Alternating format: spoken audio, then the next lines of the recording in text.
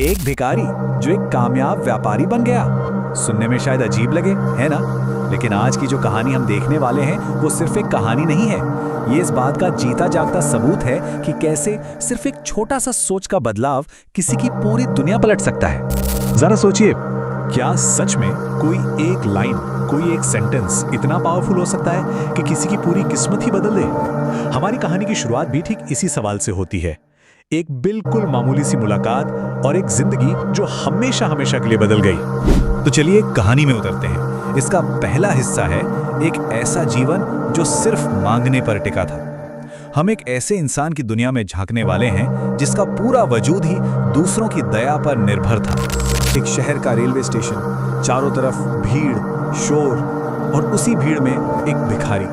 उसकी दुनिया बस एक ही चीज के आसपास घूमती थी, मांगना। हर आती जाती ट्रेन के साथ उसकी बस एक ही उम्मीद होती थी कि कोई कुछ सीखे, उसकी तरफ उछाल दे। मतलब उसकी पूरी सोच, उसकी पूरी मानसिकता सिर्फ लेने वाली थी, देने का तो ख्याल तक उसके दिमाग में कभी आया ही नहीं। और फिर एक दिन अचानक सब बदल गया। कहानी का दूसरा पड़ाव है एक व्यापारी के वो शब्द जिसने उस भिखारी के जीवन की नींव ही हिला दी। वो शब्द थे, अगर कुछ दे नहीं सकते तो मांगने का भी कोई हक नहीं।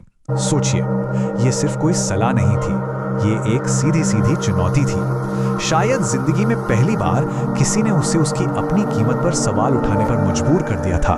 और बस ये सवाल उसके अंदर एक तूफान लेकर आ गया।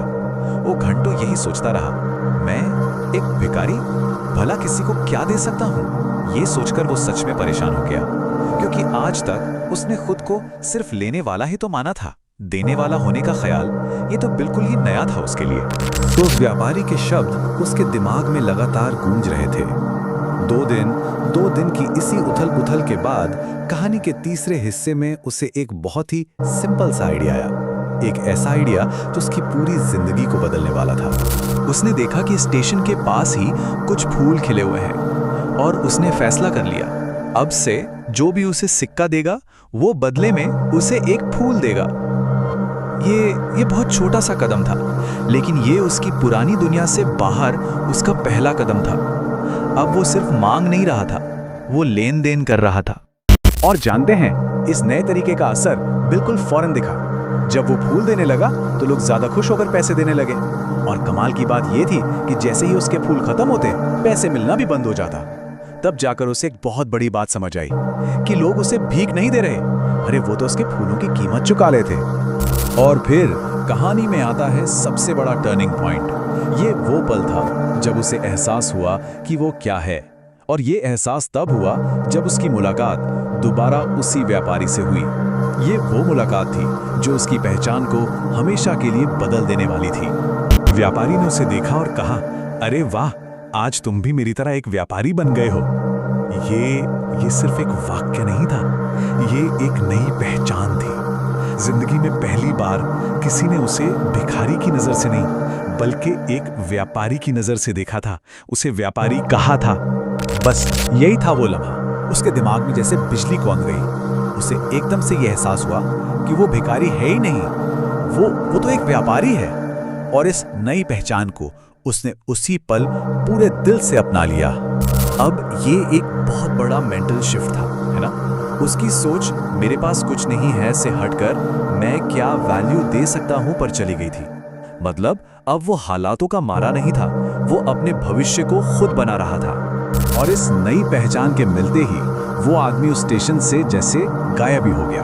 और यहीं से शुरू होता है कहानी का पांचवा और सबसे दिलचस्प हिस्सा, फर्श से अर्श तक का उसका वो हैरान कर देने वाला सफर। जरा इस सफर पर नजर डालिए। पहले दिन एक चैलेंज मिला, तीसरे दिन एक आइडिया आया, और कुछ ही हफ्तों में भीख मांगने वाला फूलों का एक अच्छा खासा व्यापार करने लगा। और फिर क्या, 6 महीने के अंदर वो एक कामयाब फूलों का व्यापारी था। ये जो रफ्तार है ये हैरान कर देती है। और इसका पूरा का पूरा क्रेडिट सिर्फ एक चीज को जाता है, बदली हुई सोच। 6 महीने गुजर गए, वही स्टेशन था और वो दोनों फिर से मिले। लेकिन इस बार फर्क ये था कि दोनों ही कामयाब व्यापारी थे। कहानी ठीक वहीं आके पूरी हुई जहां से शुरू हुई थी, बस किरदार अब पूरी तरह से बदल चुका था। और यहां उसने अपनी कामयाबी का सबसे बड़ा राज खोला।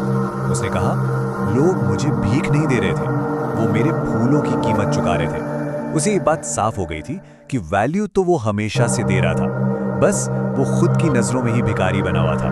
तो इस पूरी कहानी का निचोड़ क्या है? इसका सार एक बहुत ही पावरफुल आइडिया में छिपा है कि असली चाबी आपकी अपनी मानसिकता है। ये कहानी हमें सिखाती है कि असली बदलाव बाहर नहीं, अंदर से शुरू होता है। जब कोई इंसान खुद को वैल्यू देना शुरू कर देता है ना, तो दुनिया भी उसकी वैल्यू पहचानने लगती है।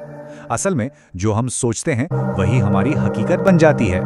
और अब आखिर में एक सवाल हम सबके लिए है। हर किसी के पास देने के लिए अपना एक खास फूल होता है। ये कोई टैलेंट हो सकता है, कोई आइडिया हो सकता है, या सिर्फ किसी के लिए थोड़ी सी मदद। सवाल बस इतना सा है कि आज कोई इस दुनिया को अपना कौन सा फूल देना शुरू कर सकता है।